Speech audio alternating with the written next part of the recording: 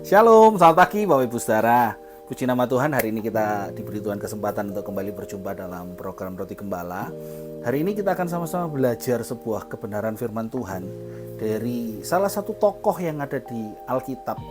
Tapi namanya nggak ada di Alkitab, nggak ditulis namanya siapa, nggak ada.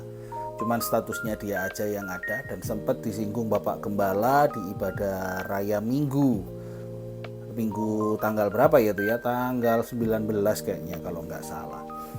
Jadi hari ini kita akan belajar Bapak Ibu Saudara dari sebuah pengalaman campur tangan Tuhan dalam tokoh Alkitab ini, yaitu Janda Sarfat. Bapak Ibu Saudara, di kisah Janda Sarfat ini ditulis di dalam 1 Raja-Raja 17. Ya, pada saat itu ada kekeringan, masa kekeringan selama 3,5 tahun. Dan waktu itu sebelum kisah di Janda Sarfat ini menceritakan Elia yang harus disuruh Tuhan untuk tinggal di Sungai Kerit. Dan Elia ini dipelihara oleh burung gagak yang disuruh Tuhan, yang sempat disampaikan Bapak Gembala dengan ngasih makan pagi dan siang dengan roti apem, kue apem. Ya. Dan kemudian setelah Sungai Kerit itu kering, sehingga Elia tidak bisa minum dari Sungai Kerit, sehingga akhirnya Elia ini disuruh pergi sama Tuhan ke Sarfat untuk menemui seorang janda ini. Nah, sekarang kita lihat dari sudut pandang atau perspektif Janda Sarfat ini. Jadi Janda Sarfat ini saat itu dalam keadaan dia dalam kondisi menghadapi masalah yang cukup berat, yaitu kekeringan. Dimana kalau kita tahu kekeringan itu cari makan susah, cari minum susah, semuanya serba susah. Karena masa-masa kering sehingga tidak ada panen waktu itu, dan saya percaya saat itu belum ada mall ya, atau belum ada restoran gitu, jadi kita tidak bisa beli makanan di restoran gitu. Nah, dengan kondisi seperti kekeringan yang masa kesusahan seperti ini, tiba-tiba ada masalah lagi yang datang. Jadi ibarat kita hidup, saya lihat dari sudut pandang kehidupan kita di zaman sekarang, kita hidup di tahun 2025 ataupun tahun 2026 atau ya tahun kapanpun itu, kita hidup pasti ada dalam sebuah fase di mana ada masalah atau proses yang Tuhan izinkan terjadi dalam kehidupan kita. Dan masalah itu sama seperti Janda Sarfat ini sedang menghadapi, dia ada di dalam masa kekeringan.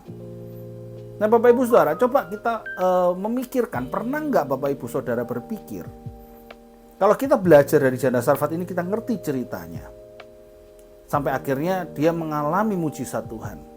Pernah nggak kita berpikir, andaikan saat itu, momen itu, di hari-hari itu, si Janda Sarfat ini tidak mengalami kekeringan atau dia tidak mengalami kelaparan. Saat dia tidak mengalami kelaparan, saya percaya dia juga nggak akan pernah mengalami yang namanya mujizat Tuhan.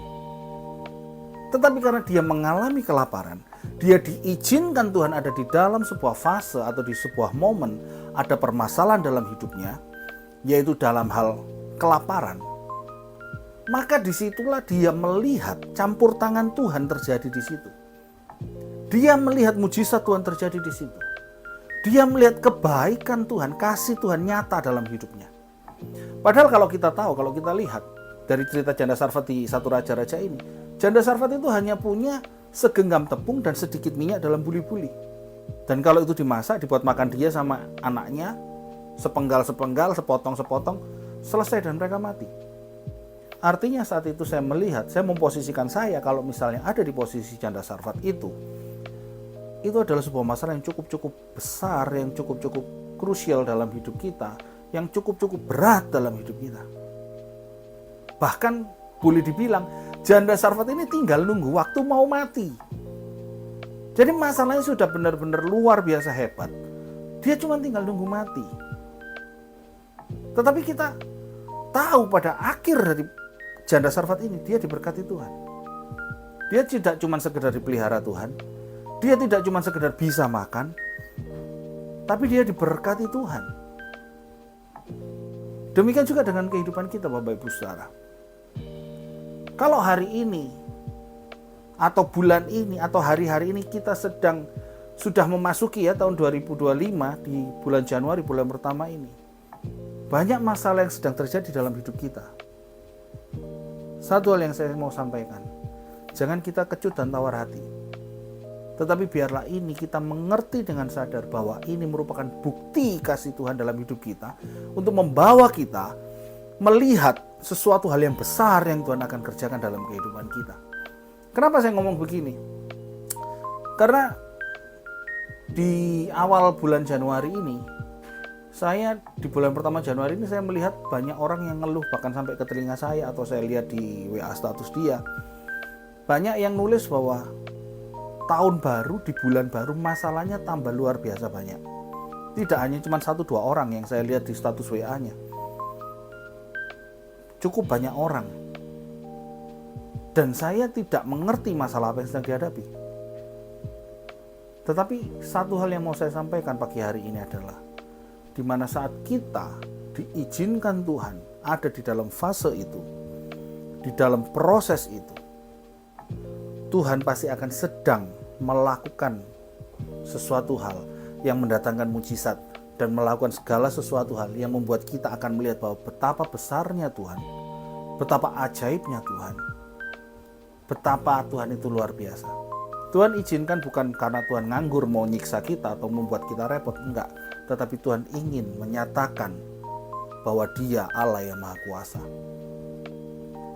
Jadi Bapak Ibu Saudara, kalau hari ini kita sedang mengalami hal-hal tersebut, saya cuma mau katakan hari ini adalah, jangan kita patah semangat, jangan kita frustasi, jangan kita menyerah, jangan mau kita diintimidasi iblis dengan berbagai hal yang tidak benar.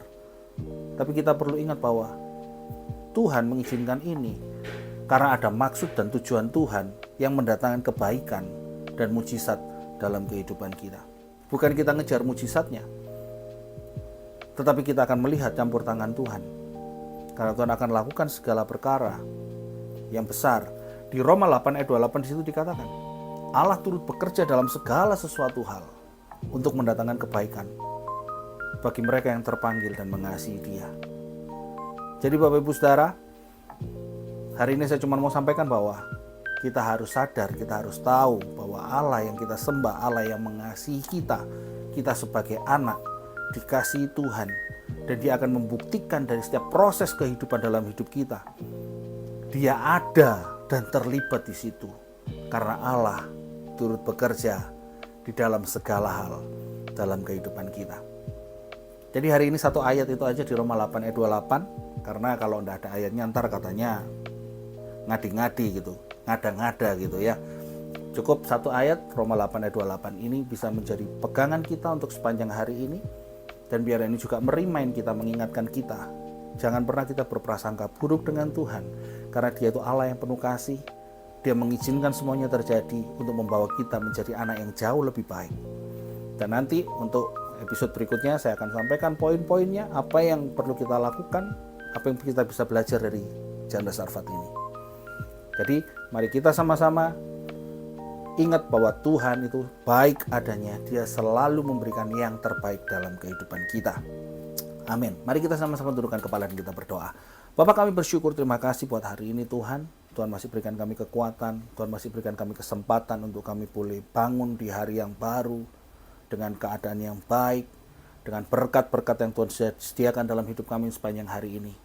Dan kami percaya kalau Tuhan masih izinkan kami hidup hari ini, artinya Tuhan masih teramat sangat sanggup memelihara kehidupan kami. Terima kasih Bapak, terima kasih. Biarlah Roh Kudus ingatkan kami atas apa yang sudah kami dengar, apa yang sudah kami pelajari sama-sama pagi hari ini, supaya bisa membuat kami semakin mengerti. Jangan sampai kami didistrakkan pemikiran kami dengan hal-hal yang negatif, bahwa kami ngerti Tuhan itu selalu mencintai kami, Tuhan itu selalu memberi yang terbaik dalam hidup kami. Dia selalu mengasihi kami. Dan melalui proses yang Dia izinkan, itu Tuhan mau membawa kami menjadi lebih baik, lebih kudus, dan lebih mulia. Terima kasih Bapak, terima kasih. Hamba-Mu berdoa bagi setiap jemaat Tuhan dimanapun mereka berada, mereka yang menyaksikan program ini, program Roti Gembala ini, Tuhan berkati mereka. Mereka yang mau berangkat sekolah, kuliah, bekerja, biar Tuhan berkati sekolah pekerjaan mereka sepanjang hari ini. Mereka yang mungkin sedang berbaring karena sakit, Tuhan, hamba percaya Engkau Yehova Rafa yang sanggup menjembuhkan setiap kami, menjamah setiap kami sehingga kami dipulihkan. Karena kuasa ilahi, mujizat kesembuhan itu Tuhan kerjakan dan terjadi dalam hidup kami. Mereka yang merindukan pasangan hidup, mereka yang merindukan keturunan ilahi, Tuhan berkati, Tuhan berikan sesuai dengan waktu Tuhan, Tuhan berikan yang terbaik atas setiap kehidupan mereka. Mereka yang sedang bergumul dalam masalah hubungan, keluarga, orang tua, anak, perekonomian mereka, bisnis mereka. Hamba terlalu percaya, terlalu yakin bahwa Engkau sanggup pulihkan mereka. Dan biarlah semua yang Tuhan kerjakan bisa mendatangkan kemuliaan bagi Bapa. Terima kasih Bapa. Allah Roh Kudus, biarlah Kau tetap selalu pimpin kami sepanjang hari ini. Dari apa yang kami kerjakan, kami lakukan, kami pikirkan, kami perkatakan, biarlah semua seturut dengan kehendak Tuhan. Dan biarlah melalui semuanya hanya nama Tuhan dipermuliakan. Terima kasih Bapa, terima kasih. Dan biarlah damai sejahtera, sukacita, perlindungan, pemeliharaan Tuhan sempurna adanya atas hidup kami sepanjang hari ini. Dan hanya di dalam nama Tuhan Yesus kami berdoa. Haleluya. Amin, amin. Selamat pagi Bapak Ibu Saudara. Selamat beraktivitas. Tetap ayo kita sama-sama tanamkan dalam pemikiran kita bahwa Tuhan itu selalu mengasihi kita. Apapun yang Dia izinkan terjadi, itu akan mendatangkan kebaikan bagi kita. Selamat pagi, selamat beraktivitas, dan Tuhan Yesus memberkati. God bless you all.